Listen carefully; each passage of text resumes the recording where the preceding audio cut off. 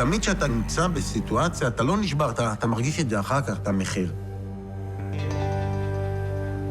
אתה לוחם, אתה צריך לעשות את העבודה, גדוד 890 זה גדוד עם מסורת, שלא נשברים, ממשיכים הלאה. אני לא בא כאילו להתבחן, אני היום, אתה יודע, אתה כבר בגיל 50 פלוס, אתה יודע שמשהו זה נגם, עשה לך משהו. פעם אחת היה איזה מקרה אחרי הצבא, שהתנהגתי לא יפה לאיש חוק. ואני ילד טוב בירושלים, כמה שמופרע, אבל אני במהות שלי ילד טוב בירושלים. עצר אותי עם האופנוע, כאילו אומר לי, מה, למה אתה נוסע למדרכה? אמרתי לו, אני מת למות. ואז הלכתי לתחנת משטרה עם אבא שלי. אבא שלי אמר לי, אלי, אם אני מוציא אותך, אתה תבוא לעבוד איתי יום שישי? אז אמרתי לו, כן. הוא נכנס אליו, אחרי דקה יצא. הוא אומר לי, בוא, הולכים. אמרתי לו, מה אומר אבא? ויתר. הוא אומר לי, הוא ויתר לך. אמרתי לו, מה אמרת לו? אמרתי לו משפט אחד. אמרתי לו, הבן שלי חזר אחרת קצת מלבנון.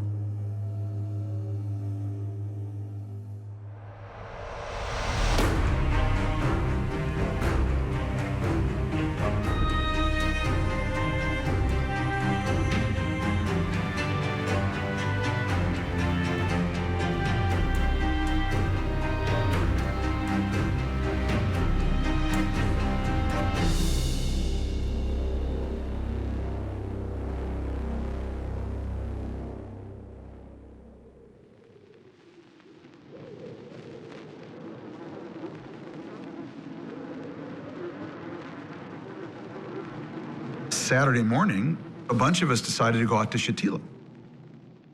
So we get there, and there's nobody around.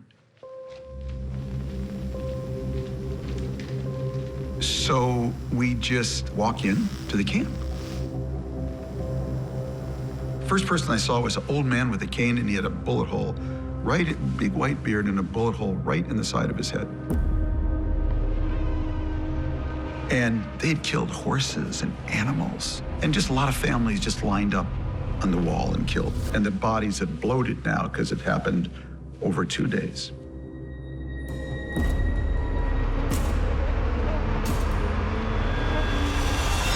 It was just horrific. I'd never seen anything like that in my life. Went back and filed the story.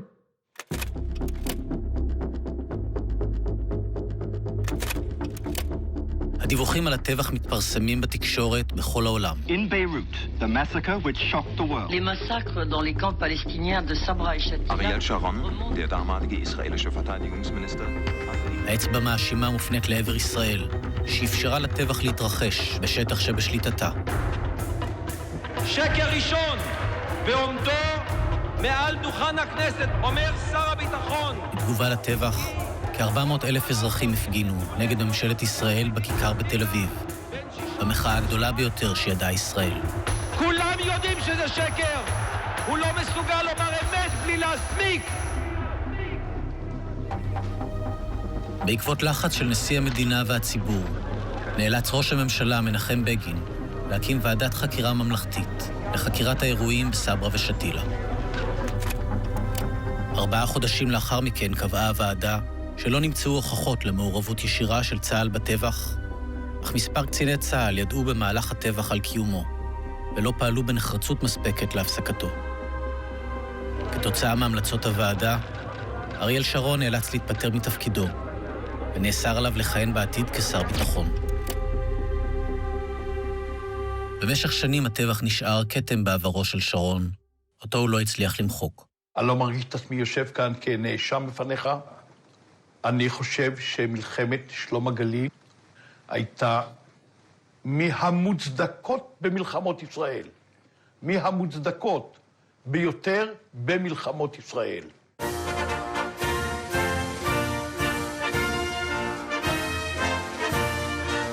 שבוע לאחר ההתנגשות בנשיא לבנון, בשיר ג'מאייל, מתמנה לנשיא אחיו, אמין ג'מאייל. לפניו עומדת המשימה הבלתי אפשרית, לגשר בין הפלגים הלבנונים היריבים. אך לפני כן עליו להתמודד עם ישראל וסוריה, הנלחמות ביניהן על השליטה בלבנון. President Gemayel symbolizes Lebanon's hopes for unity, peace, and stability. We admire President Gemayel's personal courage. We applaud his determination to free his country of all foreign forces and to reunite the Lebanese people. Both the Syrians and the Israelis were occupying Lebanon at that time. They weren't at all cooperative with Reagan and with myself to find a solution. There is a kind of indirect, non-said consensus between the Israelis and the Syrians. The Syrians to keep their presence in the north, the Israelis to keep their presence in the south, and to use some Lebanese to the buffer zone between those two areas.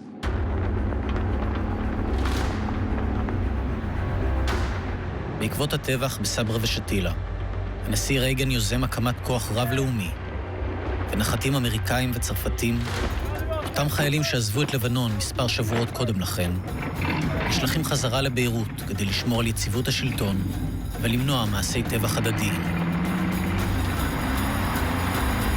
The Marines' deployment into Beirut, well, the redeployment in Beirut, because you remember the Marines were there at the end of '82, they leave, and in the interregnum, Bashir Jamal gets killed, the Phalangists respond by the massacre in Sabra and Shatila. The Americans feel incredibly guilty because they've left and the worst nightmares happen, so we rush the Marines back to Beirut. At that point, the Marines came back to put themselves between those camps, to calm things, to help the Lebanese government, such as it was, establish its authority in Greater Beirut. That was the essence of the Marine mission. The CIA stations all through the Middle East got together and wrote a single paper recommending to Reagan not to go in. They said, Beirut's a quagmire. We're going to end up in a civil war. It was only a matter of time before the Palestinians turned their guns on the American. We knew the Palestinians inside and out by then. And we knew that the Palestinians were going to start shooting at us. And that's why the CIA said, no, this is a catastrophe, sending the Marines in, and you're going to have dead Marines.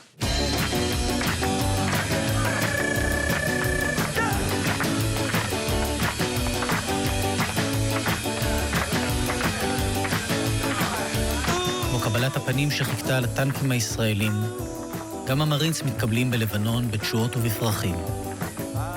הם מתיישבים באזור שדה התעופה של ביירות מול מחנה שיעי גדול. סביבם נמשכת הלחימה בין הפלגים השונים. בערי השוף הדרוזים נלחמים בנוצרים, בביירות הישראלים נלחמים בפלסטינים, והסורים נלחמים לשמור על כוחם באזור. על חיילי המרינס המוצבים בלבנון נאסר לקחת חלק בלחימה. Yeah, Mr. Trini Lopez, if I had a hammer, and you're listening to Navy Broadcasting Service Mobile Detachment 1 in Beirut, 100.3 on your FM dial.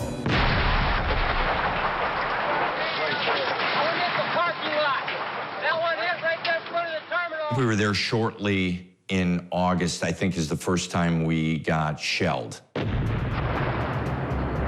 And then that just continued. In the hills, we could see the Druze and the Phalange fighting, because the mountains are right out behind the city, so you could literally at night sit on the rooftop and watch them go at it. I had 200 ground combat missions in Vietnam, but never as intense in such a short period of time as we had in Beirut. September was hell, because you couldn't respond. Frankly, mid-September, I didn't think I was going to go home. If I went home, I was going to go back in a box. So the Marines are sitting at the airport, and the situation among the Lebanese is disintegrating into a 3- or 4-way war. And somebody in Washington got the bright idea that what the U.S. should be doing is supporting the legitimate government of Lebanon. Well, of course, they knew nothing about what was going on in Lebanon. They did not know, for instance, that the legitimate government, the elected president, and the regular army were just one small faction, and not even, by any chance, a power. The cornerstone of our commitment here is support for the government of Lebanon, and that government of Lebanon is in representation of all Lebanese. It's not any favoritism toward one community over another. My office happened to be right next to the operations center, and I heard Colonel Garrity shouting, "We can't do that. If you force us to do that, we're going to pay with blood." But they were ordered to do it anyway. So the Marines started firing artillery support for the Lebanese army up in the hill, fighting the Druze who were fighting the Christians. And then when that started getting worse, they brought in the New Jersey, World War II battleship. The USS New Jersey battle group came in, and that was a spectacle all unto yourself. Now, what does that say to you? They are now a part of the Civil War instead of being neutral protectors. And they haven't picked the best side. Suddenly, their policy changed, and they were involved stupidly in the civil war. Why the Italians were not involved in the fighting? The Italians were much more clever. Even the French tried to stay away. The Americans, I don't know why, were involved, so we had to find somebody to support us. Yes, we were supported by the Syrians and by the Soviet Union, and we were proud of it.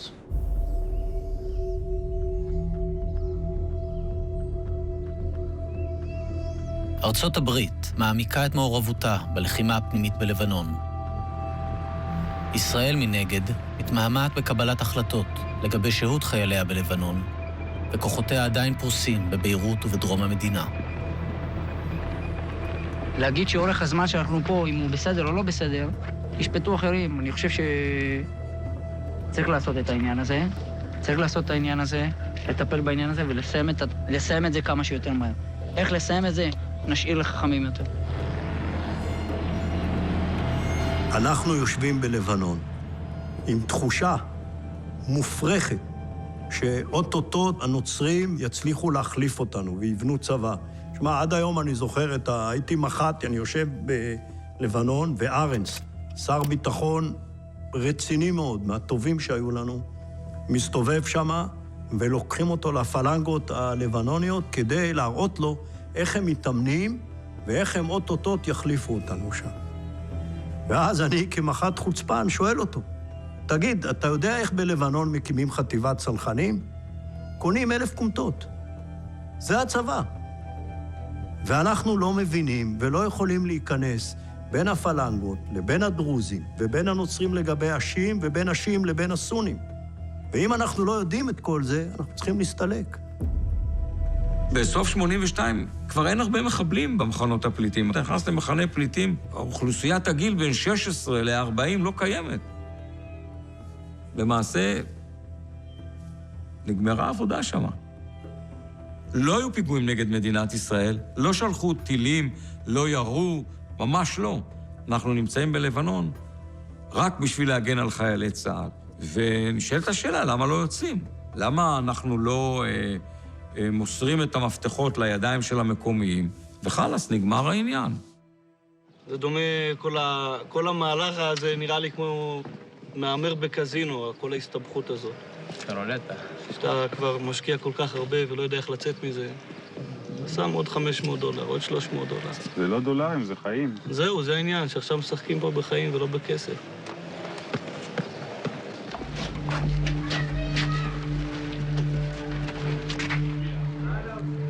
The people were expecting the Israelis to get the PLO out and leave. That did not happen. The Israelis stayed, and things started to change afterwards. The Israelis felt there were a lot of PLO aftermath that they have to deal with. And one night, my cousin was shot dead by the Israelis. He was a teenager, so he was out with his friends after dark, and they shot him without talking to them. That was a crossroad for my family and their surroundings. And gradually, this moment of liberation turned into resentment because the Israelis who came and helped get rid of the PLO now are shooting their sons.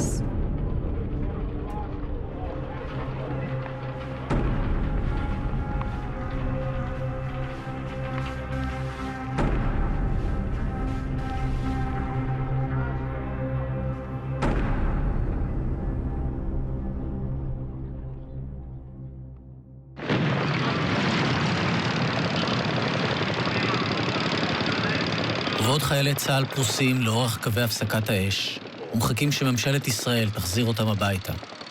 פיצוץ עז גורם לקריסת בניין הממשל הצבאי הישראלי בצור. אלה הן תמונות מן האסון הכבד ביותר שאירע אי פעם בצה"ל. מאז שבניין הממשל הצבאי קרס, נמשכות פעולות החילוץ בקדחתנות במשך כל שעות היממה. מה מצאתם במקום? מה שמוצאים לאחר פיצוץ. איך זה נראה? זה פיזית. אנחנו מכירים את הבניין טוב. הכל קרס. בניין שהתמוטט. זה כמו קומה ראשונה למטה? כמו בניין קלפים שקורס. כאן בתמונה אחד מחיילי צה"ל שעסק במשך 3 ימים בהתנדבות בפינוי ההריסות, ובתוכן הוא מצא את גופת אחיו.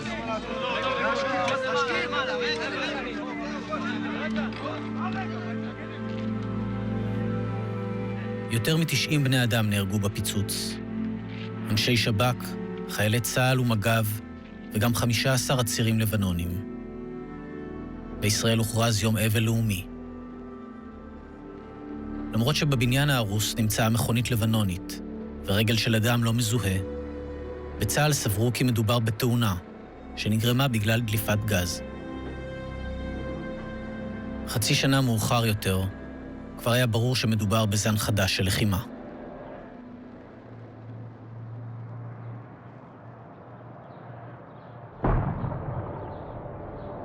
It was the day the Pulitzer Prizes were going to be announced.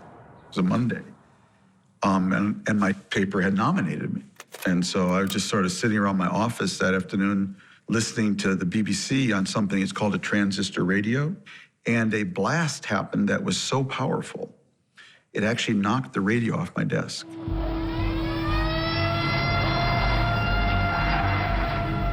So I ran downstairs and I saw a mushroom cloud curling up from the east. So I ran toward it. And there was the U.S. Embassy cut in half like a doll's house, with bodies hanging out of open, floors and whatnot.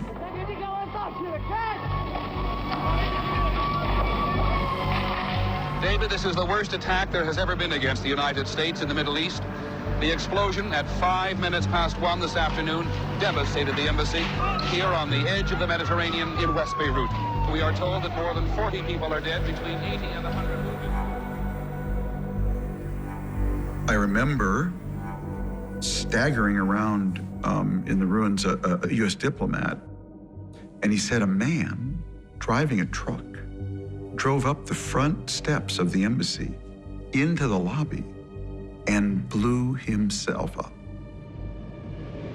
And that just seemed like, to this little guy from Minnesota, the most unbelievable thing. He committed suicide? And little did I know, that would be the first of what would be a phenomena that would define the Middle East for the next 30 years. I was in the embassy in Beirut when it blew up. Yeah, it was the worst attack on a diplomatic mission of the United States in our entire history. And yet it was just a warm-up for what they would do 6 months later to the Marines down at the airport.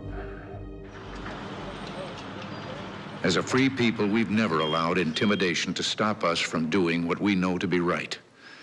The best way for us to show our love and respect for our fellow countrymen who died in Beirut this week is to carry on with their task, to press harder than ever with our peacemaking. For the United States, it wasn't at all easy to send Marines into Lebanon.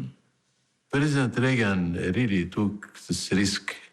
He was convinced that with our cooperation with Amin Jumeiri, we could accomplish something to begin a peace process in the area.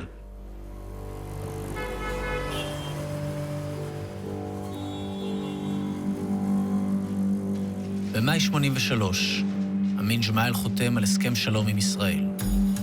החוזה מרחיק הלכת, מגדיר נסיגה מלאה של ישראל מלבנון, נורמליזציה בין המדינות ויחסים דיפלומטיים. The United States made a very strong effort, which at first appeared to succeed. I can recall American diplomats and American military personnel in Lebanon being very, very enthusiastic about that agreement. In the end, unfortunately, unintended consequences, it only added gasoline to the fire. ההסכם שנחתם עם ישראל מעורר את כל שדי לבנון מרבצם. מלחמות השליטה בין הפלגים השונים מתחדשות ביתר שאת, הפעם בין תומכי ומתנגדי המהלך מול ישראל.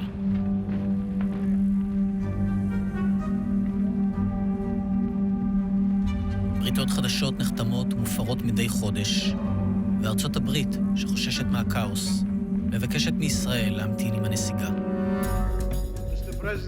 And so here I am asking you the one thing that you told me not to ask you, and that is, could you delay a few more days in that withdrawal until the Lebanese army can free itself from Beirut and move into the Shuf? רק 4 חודשים לאחר חתימת ההסכם, ישראל מבצעת את השלב הראשון. היא מפנה את ביירות ונערכת לאורך נהר האוואלי. שם היא מחכה לשווא שלבנון תקיים את חלקה בהסכם ותשתלט על השטחים שפונו. ובינתיים, חיילים ממשיכים להיהרג. הקורבנות הרבים והלחץ הנפשי שוברים את ראש ממשלת ישראל, ובסוף אוגוסט בגין מודיע על פרישתו. חוזה השלום שחתם עם לבנון מעולם לא יצא לפועל.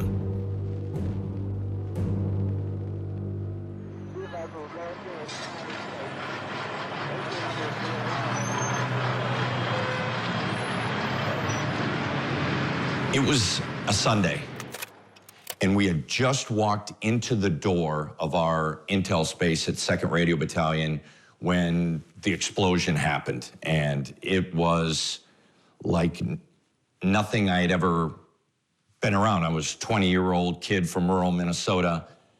Everything came off the walls, dust, everything slammed down, and immediately the first response was, oh, we just got hit.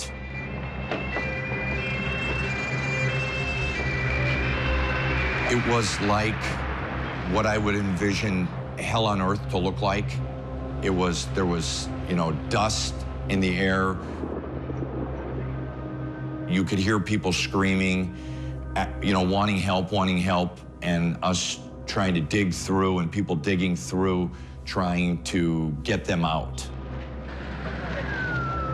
I remember us, talking to a Marine who was pinched from the waist down, and every time they tried to move the concrete slab, it would cause him pain and he would start to bleed out because, obviously the concrete was keeping him alive. And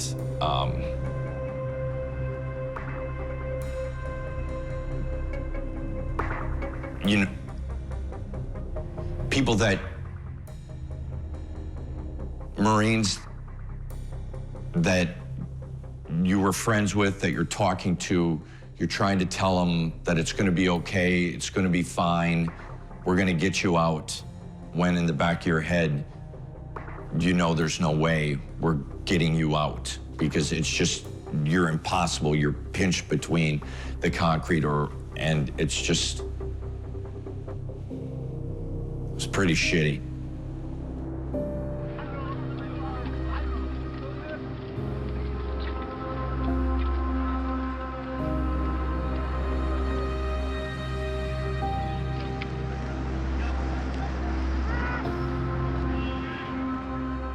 ועדת חקירה שמינה רייגן תדווח ש2 משאיות תופת נהוגות בידי מחבלים מתאבדים פרצו במקביל אל בסיסי החיילים האמריקאים והצרפתים בביירות.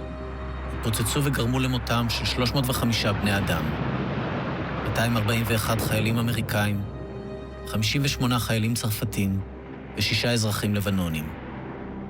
Given what had happened to the American embassy in Beirut several months earlier, how could they possibly get a truck through the tank traps and other obstacles that would be put all around that building? It turned out that none of those obstacles had been put around that building. It turned out that the guards did not even have loaded weapons. The rules of engagement for those Marines stationed near the Beirut International Airport were still peacekeeping rules of engagement. There was always a threat. We're in Beirut, they're at war, there's always a threat.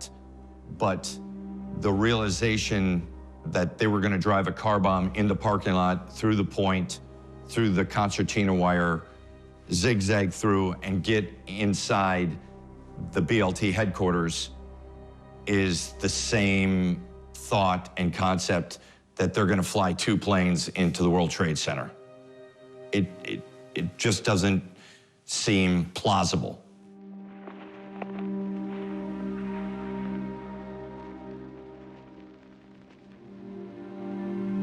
We talk about failures of intelligence.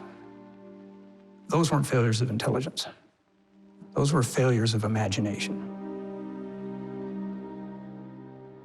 We could not imagine that kind of attack against our respective forces or facilities.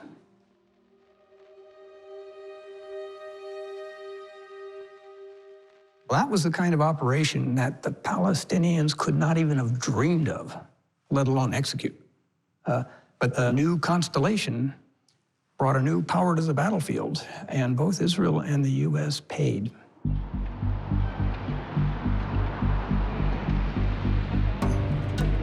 I was driving out to the airport to the Marines, and I ran into a checkpoint.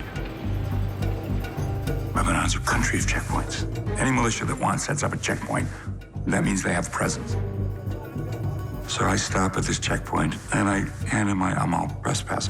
And he looks at it, and he throws it on the ground and spits. It says, not Amal, Islamic Amal. I thought, this is a new group. Where did this come from? Well, all of us were covering all this chaos. A small militant group had split off from Amal. At the same time, a bunch of clerics who had been thrown out of Iraq, had been radicalized by the Islamic Revolution, got together, and they formed Hezbollah, the party of God.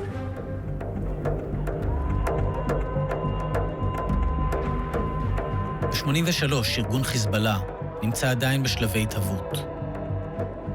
כמה מאות קצינים ממשמרות המהפכה באיראן מגיעים ללבנון, ומאחדים מספר ארגוני טרור שיעים תחת אידיאולוגיה אחת, להפוך את לבנון לרפובליקה איסלאמית. הארגון, שמקבל ציוד וכסף שמוזרם אליו מאיראן, מתגלה כגוף הקיצוני והאגרסיבי ביותר שנראה עד כה בלבנון.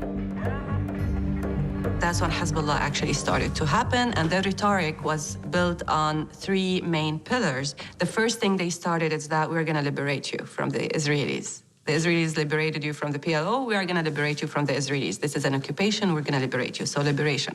The second pillar is services. It was the civil war. The South was isolated. So Hezbollah came and said, we're going to build schools, we're going to build hospitals, whatever you need. We are your government. We are going to provide for you. We are going to protect you. We are going to liberate you. We are your father. But there was a very important pillar. In addition to all that, it's the Shia identity. Hezbollah came and said, you know, your Shia identity belongs to me. So you are Shia, you are strong, and I'm going to take care of you as Shia, not as Lebanese. And this was the crossroad for a lot of people in my town and in the South in general. If you want to be protected, if you want to be empowered, if you want to be provided for, liberated, etc., you are a Shia. למרות חלקה הגדול של העדה השיעית בלבנון, היא סבלה במשך שנים מאפליה וקיפוח. השינוי הדרמטי הגיע עם המהפכה האסלאמית באיראן. המנהיג הגולה חומייני שב לארצו והופך את איראן לרפובליקה אסלאמית. חומייני הטיף לכך שהשיעה תנהיג את העולם המוסלמי. הוא רתם את הזהות השיעית לכסף ולכוח צבאי, ודחף את השיעים בעולם להתנגדות אקטיבית ואחיזה בשלטון. ولد ببلد اسمه عيث الشعب، بلد إسلام شيعة. بس إجا عمل فداء الملك حسين زعبنا لأبو عمار من الأردن، إجوا على لبنان وعلقت معنا. إحنا من فلسطين علقنا بإيران. كيف يعني؟ أين أهون؟ الفلسطيني أهون كين علينا من إسا من إيران. Suddenly, the beards started coming out, and the shirts are now over their jeans. They're not tucked in anymore. They don't look you in the eyes anymore because it's haram to look at a woman. يجي ولد عمره 10 سنين بياخذوه بيأسسوه بيطعموه بيعلموه بيصيروا يعطوه شوية لراح على إيران اعمل دورة 8 أشهر 6 أشهر وبيجي منشأ مثل واحد مبنجو يعني الله وإيران وحزب الله. وشو لكم عنا انتم؟ جايين تبعونا بالمصاري. It was very strange how quickly these people changed. Usually, brainwashing takes a while. It takes sometimes generations. With Hezbollah, it wasn't that difficult to brainwash these kids because it wasn't just about ideology. It was about resistance. I am doing now all that is required of a woman. These operations terrify the Israelis. They cannot understand how a human being would die in such a manner for the services of Islam and Allah. So Hezbollah came and told these young people that you are very important. You are Shia, you are very important, and you are going to do great things.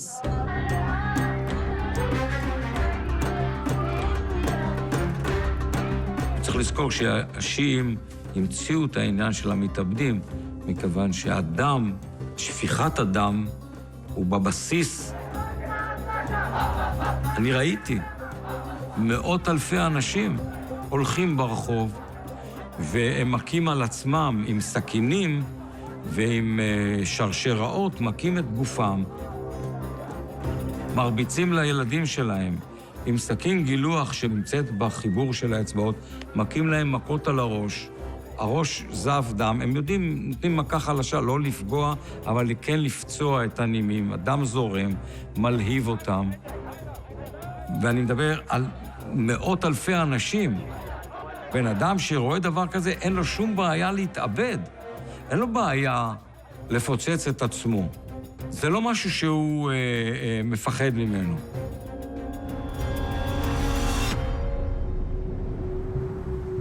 ההבנה כי בלבנון עלה כוח חדש, שונה מאלה שהיו בה עד עכשיו, מחלחלת לאיטה לישראל ולכוח הבינלאומי.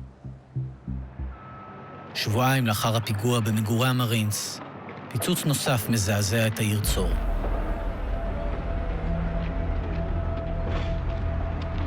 אסון צור השני זה פיגוע, זה האימא של הפיגועים, זה מכונית תופת של 500 קילוגרם עם בן אדם אחד או שניים, אנחנו לא יודעים בדיוק, נכנס בבוקר, נוסע על שביל, עומד מולו מילואימניק עם חבל, והחייל אומר לו, היי, עצור, והמחבל עושה לו שלום, מוריד את החבל, ונכנס עם משאית של 500 קילו בקיר.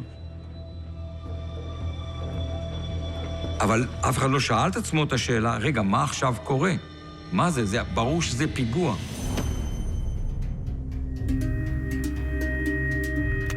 מוח חריף ומתוחכם עומד מאחורי פיגועי התופת, נגד ישראל ונגד המרינס בלבנון. אדם אחד, ארכי-טרוריסט, שיהיה אחראי למותם וחטיפתם של מאות אזרחים בשנים הבאות. We didn't even know who he was. We didn't even have a name for Mugnia. Until an Arab government said, we know who he is. He works for the Palestinians. So once we got a name for Mugnia, we got a sealed arrest warrant. Now, the way the station dealt with it and the way I did is, well, we're going to execute this arrest warrant, but we're going to execute it with extreme force, with overwhelming force, which meant kill him. And the Israelis were trying to kill him too. Everybody's trying to kill him. עימאד מורניה החל לדרכו כלוחם בכוח 17, יחידה מובחרת של הפתח. לאחר גירוש אש"ף לתוניס, מורניה נשאר בלבנון והצטרף לחיזבאללה. הוא התקדם בשורות הארגון עד שהפך למספר 2, וראש הזרוע הצבאית של הארגון השיעי.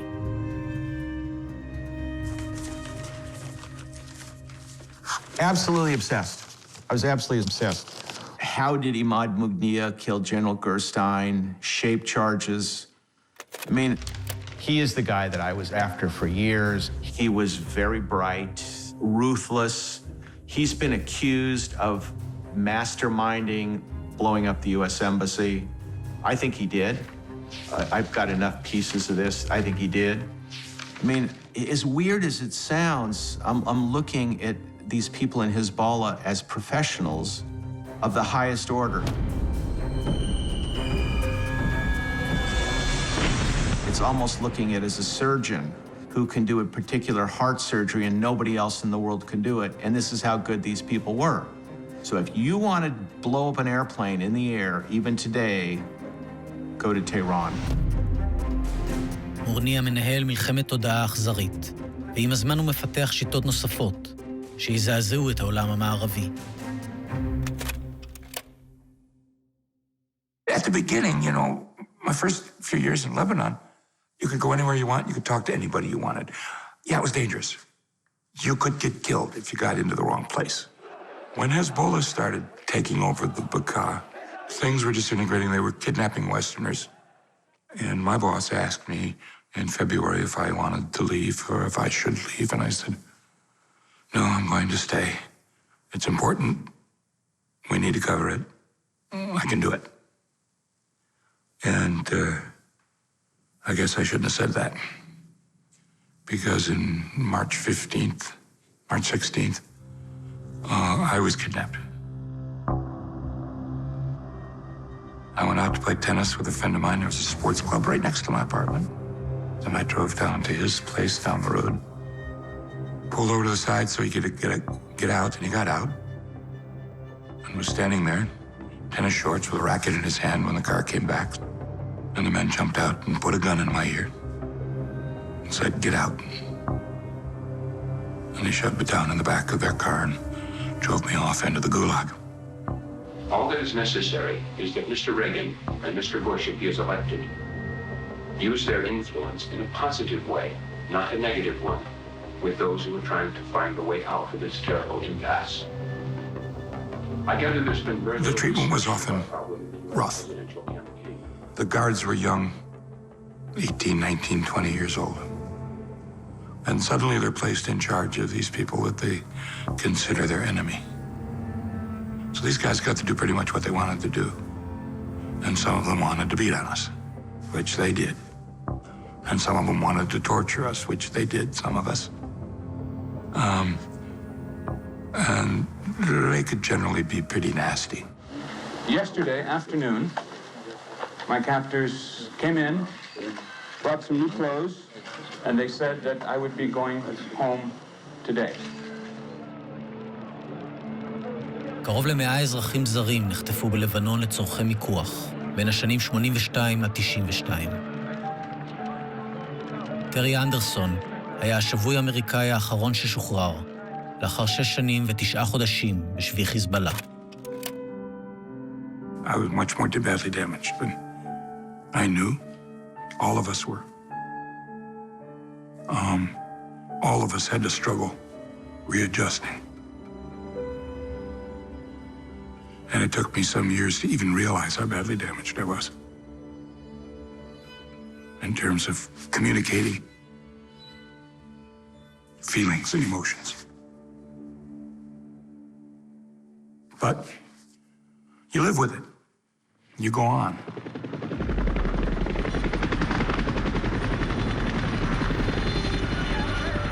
מצב הביטחון באזור ביירות הלך והחריף.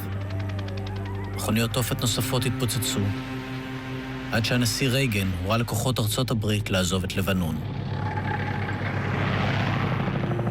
באפריל 84 עזבו כ1,700 חיילי המרינס את אדמת לבנון.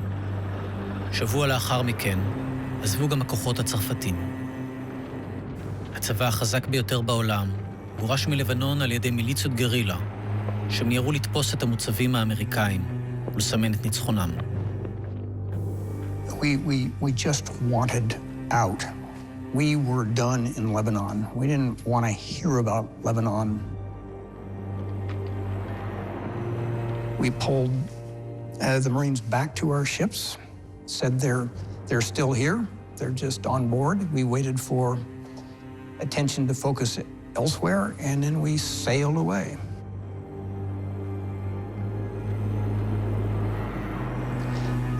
Israel hung on for 16 more tough years.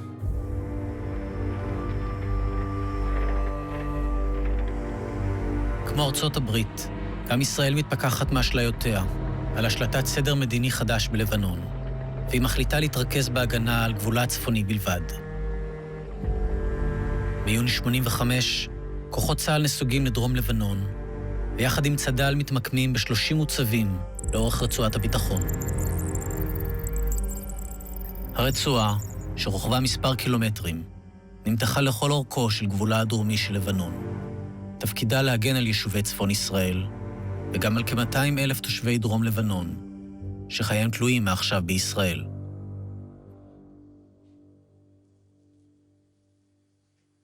גבע, אלי גבע, אתה יודע מי זה אלי גבע. אם היו לנו כמה אלי גבעים כאלה, ואני יודע שאני אומר משהו קשה, אז אולי הפוליטיקאים היו נכנעים ויוצאים, עושים את מה שהיה צריך לעשות ולקחת את הרגליים ולצאת משם. מכיוון שבמהלך השהייה שלנו, לא פעם ולא פעמיים, ירדו אלינו מפקדי עמל באזור, ודיברו איתנו, תנו לנו נגמשים, תנו לנו נשק, אנחנו נדאג שהפלסטינים לא ירימו את הראש, ונהיה חברים שלכם. מה שאתם עושים פה עכשיו, אתם רק מחמירים את הבעיה. כל יום אתם מחמירים את הבעיה.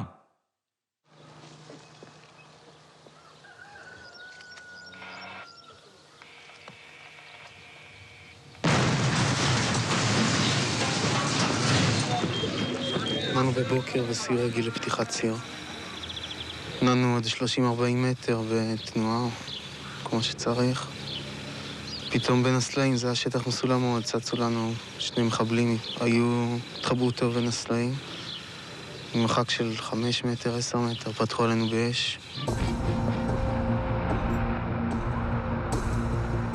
הימים היו של נסיגת צה"ל בעצם מהוואלי למה שהיה אחרי זה רצועת הביטחון. הכפר שאנחנו ישבנו בו אנצר, בגלל עצם הישיבה שלנו בעצם אוכלוסיית הגברים נעלמה בו, אבל מסביב היו כפרים שהיו מעוזים של עמל והחיזבאללה שבשנים האלה התחיל לעלות. השיבו אותנו בתוך מוצב, שלמעשה מה זה המוצב? זה בית דירות 2 קומות, וילה, שמסביבי הכל בתים. כשאני מדבר איתך על וילה, אני הייתי יושב, אני שם דוגמה, בעמדת שמירה קומה שנייה, אני משקיף על השכן שלי. זה היה מוצב שאף אחד לא רצה לבוא אליו. היינו חוטפים אש בווילה, היו יורים עלינו עד תקופה של כמעט כל לילה. היינו חוטפים RPG'ים. זה דבר מהשגרה, זה לא דבר שאנחנו מתרגשים או... אנחנו רגילים לזה כבר. יושבים במוצבים ורגילים שיורים עלינו RPG, כי זה המטרה שלהם. אז אנחנו מחכים לזה, אז תולים. זה המזכרת שיש לנו מזה. יורים עליך, אין לך מושג מי. אם זה עמל, אם זה חיזבאללה, אתה לא יודע, והאמת גם לא כל כך מעניין אותך. מי ירה לך RPG בלילה, אין לך שום מושג. ואז בעצם נפלה לי ההכרה, שצה"ל בסופו של דבר מתחלק לשניים. אלה שלא בטוחים שיראו אור יום למחרת, ואלה שבטוחים.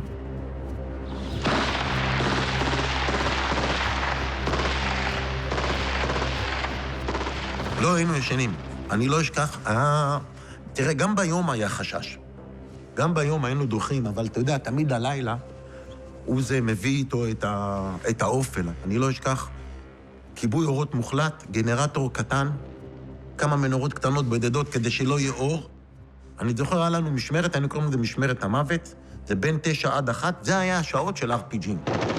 באים בלילה, מרחק של 50 מטר, 70 מטר, פאף, 2 פאפים קטנים ובורחים. לא הבנו מה המהות של הווילה הזאת. שפה קרא לזה גיהנום, שום דבר לא שווה כלום. חיי אדם לא שווים כלום, רואה גופות מוטלות ברחוב, בתים מפוצצים. כל דבר שאצלנו במדינה נחשב הכי קדוש, פה לא נחשב כלום. אף אחד פה לא נהרג בשביל מישהו. אני לא מאמין שיש מישהו במדינה שיגיד שההוא נהרג בשבילי במצב הנוכחי. אז יצאנו בבוקר לפתיחת ציר, והתנהלנו לפי הכללים, במרווחים גדולים, ואני הולך ופתאום עומד מעל פח זבל, מסתכל פנימה, רואה שני חוטים יוצאים, לבנות חבלה, מסתכל עליו ככה, בין הרגליים שלי הדבר הזה. עד היום אני לא יודע למה הוא לא התפוצץ. אז אני צועק מטען. טסנו לנגמש, התחלנו בנסיעה מטורפת לכיוון הכוח, ואז שמענו את אילון מדווח בקשר על זה, והוא אומר, יש לנו הרדופים, כאילו פצועים. אני רואה את יוסי נופל, יורה ונופל. אתה לא ממש מבין מה קורה באותו רגע, אתה כן מבין שאתה בבעיה גדולה, אתה בנחיתות, אבל לא יודע כל כך מה קורה. אני זוכר שיריתי באחד מטווח 0, וכל זה בתוך שטח אויב, ממוקש, שאתה לא יודע עוד מי מחכה לך. אני לא אשכח, הגענו לשם, אתה רואה את חברים שלך, אתה רואה שני חברים שלך מוטלים, מתים. באותו רגע ניגש אליי אחד החברים שלי, אומר לי, אלי, אתה רואה את הזקן המלוכלך הזה שם? הבית הצביע, אומר, הוא ידע שעושים פה מערב. אמרתי לו, אני לא אשכח, אמרתי לו, בוא נרד נטפל בו. כאילו... ואז נכנסנו, הוצאנו אותו החוצה, ואתה עומד מול איש מבוגר, שהוא בגיל של סבא שלך, ואתה עם המאג, עם יד על הבריח, עם האפוד מלא דם של החבר שלך, עובר לך משהו רע בראש, כן, עובר לך משהו רע בראש. הוא עומד מולך ובוכה. אתה מבין, הוא נלחץ. הדבר שעוצר אותי זה שאתה יודע שאין לו ברירה. כי אם הוא היה עוצר את הכוח ומדווח לכוח, אומר להם, חבר'ה, יש פה מטענים, יש פה אמבוש, הוא לא היה שורד דקה. והיו מחסלים אותו ואת כל בני משפחתו. ואתה מבין את זה. זו הייתה הרגשה של חשבון אישי בין המוצר הזה ובין הכפר ההוא. בינינו ובינם, בין ה-RPG של אתמול בלילה, ולתפוס את המחבל הזה. ולא שום להגן על אף אחד וכלום. אני עוד לא ראיתי מחבל פלסטיני, רק מחבלים שיעים. לא שזה מפחית, אבל בחיילות שלי, למשל. כי כשיורים עליך אתה רוצה לחיות. אבל אחרי זה, כשאתה חוזר מהפעולה, שוכב במיטה, הרגשה שזה היה מיותר.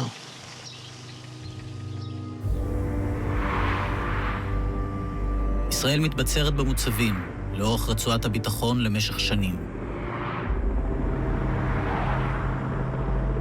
נשיא לבנון, אמין ג'מאל, פונה לסוריה בבקשת תמיכה, לאחר שאיבד את תמיכת מדינות המערב עם עזיבת חיילי המרינס.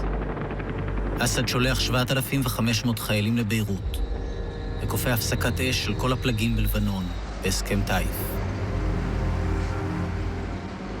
מלחמת האזרחים שהחלה ב-1975 הגיעה לסיומה הרשמי. כל המיליציות השונות פורקו מנשקן, מלבד אחת, והיא תהפוך לכוח הדומיננטי וההרסני ביותר בלבנון בשנים הבאות. لو فكر أحد أي أحد أن ينزع سلاح المقاومة سنقاتله قتال الكربلائيين الاستشهاديين. נמאס לי. זה בער בי כל כך הרבה.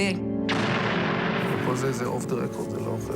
נגמר, יצאנו! אף אחד לא האמין, שותפים 30 שנה, פתאום אתה עוזב והולך? إن إسرائيل هذه هي أوهن من بيت العنكبوت. Nasrallah was the hero of all heroes. La politique iranienne, c'est comme un cancer. The Israeli strategic doctrine was very simple. You will not out-crazy us. It's none of your business. You know, this is Lebanon. Fuck off.